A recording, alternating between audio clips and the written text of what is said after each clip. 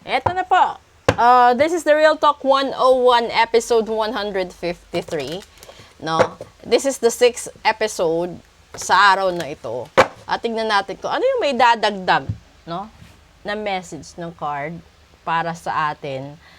At general reading po lahat ng binibigay ko. So, kung gusto niyo malaman yung personal reading ninyo talaga, comment po kayo. At saka yung link nasa bio ko po, ibaba po ng profile picture ko. At nasa videos din po. So, check nyo na lang. Okay, please do support my YouTube channel at the same time po yung Facebook pages ko. Dalawa po yun. Yung isa kasi ginagamit ko sa reading. Yung isa is for general readings din po. And yung nagsasuggest po na mag-live ako doon, gawan po natin ng paraan. Kasi ngayon po, kulang na kulang tayo sa tulog dahil po sa nag-imbita sa atin sa Quezon City doon po sa past the building, no? Na nakatira. Ano po kasi sila, 4 na unit, no?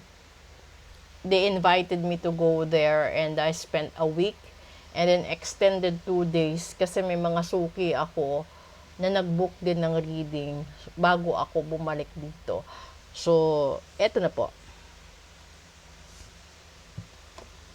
And that is the Beaver balance. You are being told that hard work is important, but so is quality time with your loved ones. And the balance between work, play, family, and career must be maintained for overall wholeness and success. Ito yung pinakamahirap. Diba? Balansehin ang lahat. Kasi may mga tao na in demand sila sa trabaho nila. Dahil they aim for promotion, they aim for incentives, and to hit their quota. Pero kapalit no, nababawasan ng oras sa mga mahal niya sa buhay, na sa maniwala kayo't hindi, ito din yung bagay kung bakit nagkakahiwalay ang mga taong nagmamahalan, nagsasama, dahil masyadong naka-priority yung mga pangarap niya. No?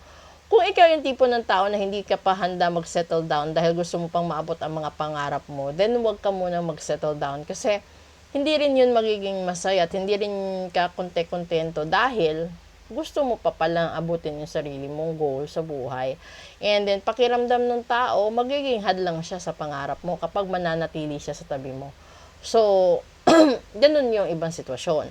Yung iba naman kasi, negosyante. And most of the time, yung iba negosyante, they travel a lot.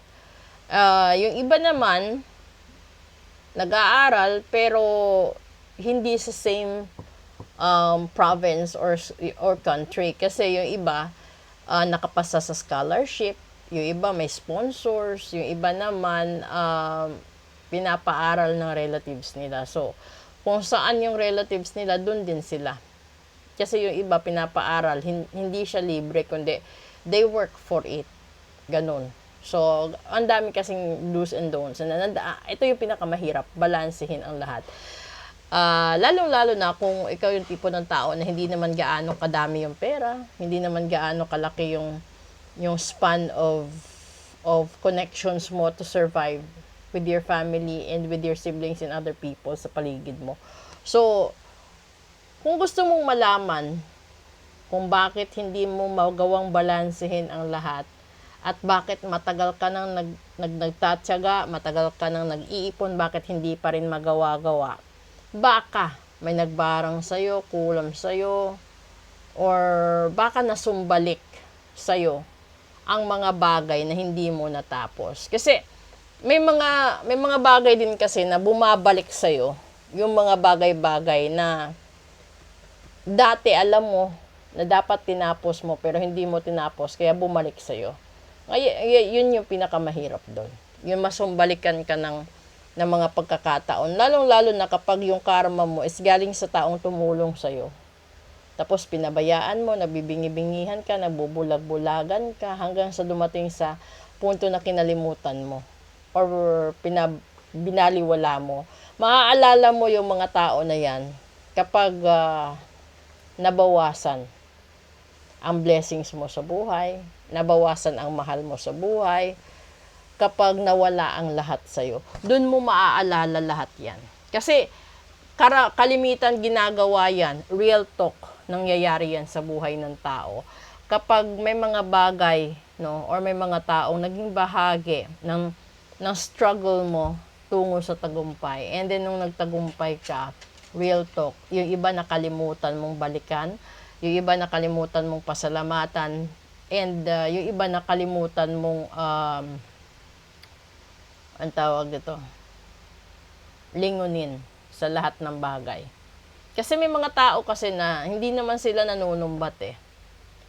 But once in a lifetime siguro, they want to see you coming back. Hindi naman magdala ng sa sandamakmak na pasalubong, kundi bumalik ka lang sa kanila and then give them a visit or a hug na ipapakita mo sa kanila na ikaw na yan. Ikaw na ito yung tao na tinulungan nila dati.